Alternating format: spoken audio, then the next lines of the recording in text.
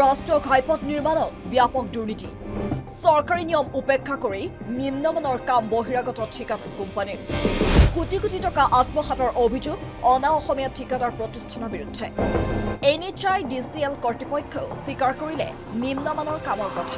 कुछ कमियां हमको भी मिली है। हमने कॉन्ट्रैक्टर को इंस्ट्रक्शंस दिए हैं कुछ चीज़ों को रिवर्क करने के लिए। कुछ गलतियां हमने काम में पाई गई है तो हम रिवर्क करने के लिए बोला कॉन्ट्रैक्टर को। हमने गलतियां कुछ जो भी कॉन्ट्रैक्टर से हुई है हमारे भी नॉलेज में है।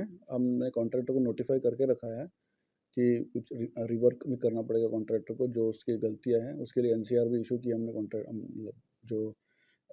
जो गलत काम हो रखा है तो we will ensure that the work is done again. Rework कराएंगे हम कॉन्ट्रैक्टर से अगर उसके कुछ अनियमितता कुछ है तो। ঘটনা পোহৰলৈ অহাৰ পাছতেই শ্ৰীভূমিৰ সৰ্বত্ৰ ৰাইজৰ ভিৰ। উত্তৰ পূৰ্বাঞ্চলৰ যোগাযোগ ব্যৱস্থাৰ উন্নতিৰ বাবে বিজেপি চৰকাৰে আবণ্টন কৰিছে কোটি কোটি টকা, কিন্তু ঠিকাদাৰ প্ৰতিষ্ঠানৰ বাবে লজ্জিত হ'ব লগা হৈছে চৰকাৰ। শ্ৰীভূমি জিলাৰ বদৰপুৰ ঘাটৰ পৰা মালোৱালৈকে 8.2 কিলোমিটাৰ দীঘল ৰাষ্ট্ৰীয় ঘাইপথ নিৰ্মাণত একেৰাহে অনিয়ম আৰু দুৰ্নীতিৰ অভিযোগ উত্থাপিত হৈছে। কেন্দ্ৰীয় চৰকাৰে 26 কোটি টকা আবণ্টন দিয়াৰ সত্ত্বেও সেই টকাৰ সঠিক ব্যৱহাৰ হোৱা নাই বুলি স্থানীয় ৰাইজে অভিযোগ কৰিছে। এই প্ৰকল্পৰ কামৰ দায়িত্বত থকা AK বিল্ডাৰ্ছ নামৰ ঠিকাদাৰী প্ৰতিষ্ঠানে প্লেন এষ্টিমেটৰ বাহিৰে গৈ নিজৰ মনমতে কাম কৰি আছে বুলি অভিযোগ। প্লেন এষ্টিমেট দেখুৱাবলৈ কোৱা হ'লে ঠিকাদাৰী কোম্পানী স্পষ্টকৈ অস্বীকাৰ কৰি কয় যে তেওঁলোকৰ প্লেন এষ্টিমেট দেখুৱাৰ বাবে নাই নিৰ্দেশনা, কিন্তু চৰকাৰী প্লেন এষ্টিমেট অনুসাৰে ৰাষ্ট্ৰীয় ঘাইপথৰ কামৰ সময়ত প্লেণ্ট 15 মিটাৰৰ ভিতৰতেই থাকিব লাগিব, যাতে DBM আৰু বিটুমিনাছ কংক্ৰিট মিশ্ৰণ গৰম অৱস্থাতেই ৰাস্তাত দি সমানকৈ কাম কৰিব পৰা যায়।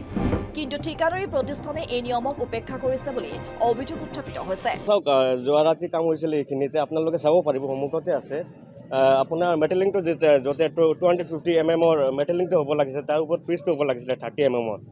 ইয়াতে আমি চাব পাৰি আছোঁ মানে অকল 2 mm কাম হৈছে আৰু আপোনালোকৰ মানে এষ্টিমেটৰ হিচাপত 27 crores এটা চেংচন হৈছে এইখিনিতে। তথাপিও আমাৰ নালাগে যেন 10 কোটি টকাৰো কাম হ'ব। আৰু চাওক মানে কেইদিনৰ পিছত মানে এইখিনি কাম কেইদিন পিছত হ'ব লাগে। কালি যোৱা ৰাতি কাম কৰিছিলে, কিন্তু আপোনালোকৰ কেমেৰা আপুনি লৈ যাওক, ইয়াতে লৈ যাওক, অলপ চাই লওক। গাড়ী কালি ৰাতি কাম হৈছে তথাপি এনেকৈ লাগি আছে যে আকৌ আজি কাম কৰিব লাগিব, তো এনেকৈ কেনেকৈ কাম হ'ব? কাৰণ বিটুমিনাছ কংক্ৰিট ঠাণ্ডা হৈ গ'লে কাৰ্পেটিং সঠিকভাৱে নহয় আৰু অলপ দিনতে উঠি যাব পাৰে।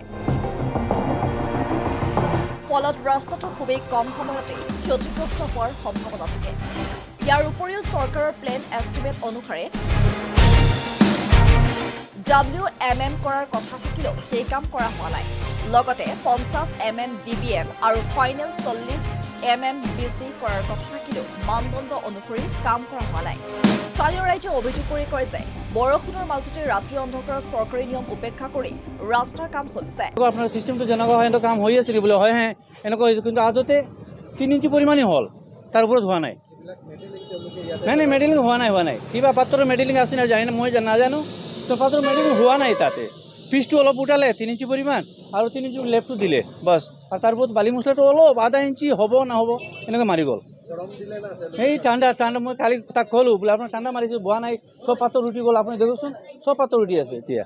স্থানীয়সকলে বাধা দিয়া সত্ত্বেও ঠিকাদাৰী কোম্পানীয়ে কাম নিদিয়ে। কোটি কোটি টকা খৰচ কৰি নিৰ্মিত এই ৰাস্তাই যদি এইদৰে নিম্নমানৰ হৈ উঠে তাৰ স্থায়িত্ব সন্দেহজনক বুলি শংকা প্ৰকাশ কৰিছে স্থানীয় লোকে। মানে এষ্টিমেটৰ হিচাপত 27 crores এটা চেংচন হৈছে এইখিনিতে। তথাপিও আমাৰ নালাগে যেন 10 কোটি টকাৰো কাম হ'ব। NHI DCLৰ জেনেৰেল মেনেজাৰক এই অনিয়মৰ বিষয়ে অৱগত কৰা হ'লে তেওঁ স্বীকাৰ কৰে যে কাম নিম্নমানৰ হৈছে।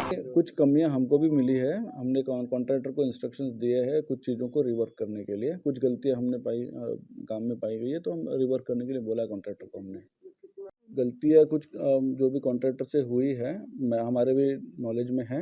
हमने कॉन्ट्रैक्टर को नोटिफाई करके रखा है कि कुछ रिवर्क भी करना पड़ेगा कॉन्ट्रैक्टर को जो उसकी गलतियां हैं। उसके लिए NCR भी इशू की हमने जो गलत काम हो रखा है तो we will ensure that the work is done again.